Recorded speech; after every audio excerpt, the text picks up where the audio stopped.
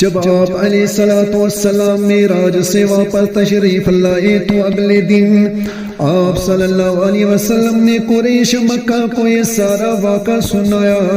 وہ بڑے حیران ہوئے، سوچنے لگے کہ اتنی تھوڑی سی دیر میں کوئی مسجد اقصی تک کیسے پہنچ سکتا ہے اور واپس آ سکتا ہے۔ چنانچہ انہوں نے اس بات کو خلاف حقیقت سمجھا۔ نبی اکرم صلی اللہ علیہ وسلم کھڑے ہوئے ہیں، قریش مکہ پاس ہے۔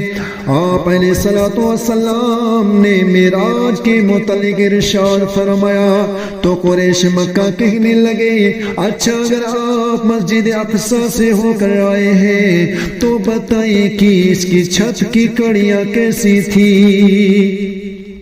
تو آپ کی اور میری غمخوار پیغمبر علیہ السلام فرماتے ہیں کہ مجھے تو چھت کی کڑیاں کے متعلق پتہ ہی نہ تھا۔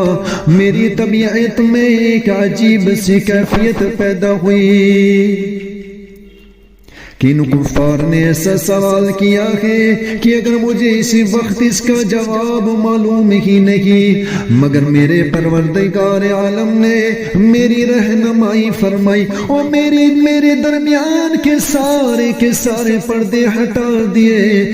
میں مسجد اقصی کی چھت کو دیکھ رہا تھا۔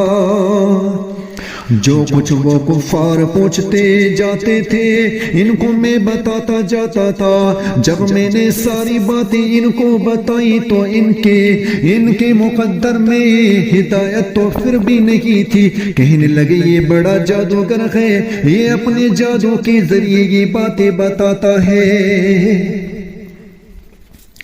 ابو جہل وہاں سے اٹھ کر گھر کی طرف چل پڑا تو آگے حضرت ابو بکر صدیق رضی اللہ تعالی عنہ آ رہے تھے۔ کہتا ہے ابو بکر تم بڑے عقل مند آدمی ہو، سمجھدار ہو، دانا ہو، مجھے ایک بات تو بتاؤ، اگر کوئی آدمی یہ کہے کہ میں مکے سے چلا اور رات ہی رات میں مسجد اقصی تک پہنچا پھر واپس آ گیا تو کیا یہ ممکن ہے؟ آپ رضی اللہ تعالی عنہ نے فرمایا ممکن تو نہیں ہے۔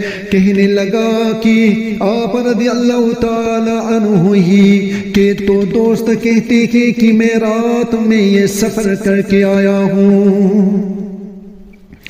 ابو بکر صدیق رضی اللہ تعالی عنہ تڑپ کر بولتے ہیں کہ اگر میرے محبوب صلی اللہ علیہ وسلم فرماتے ہیں تو میں گواہی دیتا ہوں کہ وہ سچ کہتے ہیں، یقیناً ان کے ساتھ یہ معاملہ پیش آیا ہوگا۔ اللہ تبارک و تعالی کو ابو بکر رضی اللہ تعالی عنہ کی یہ گواہی اتنی پسند آئی کہ ابو بکر کے نام کے ساتھ صدیق کا لقب لگا دیا۔ سبحان اللہ۔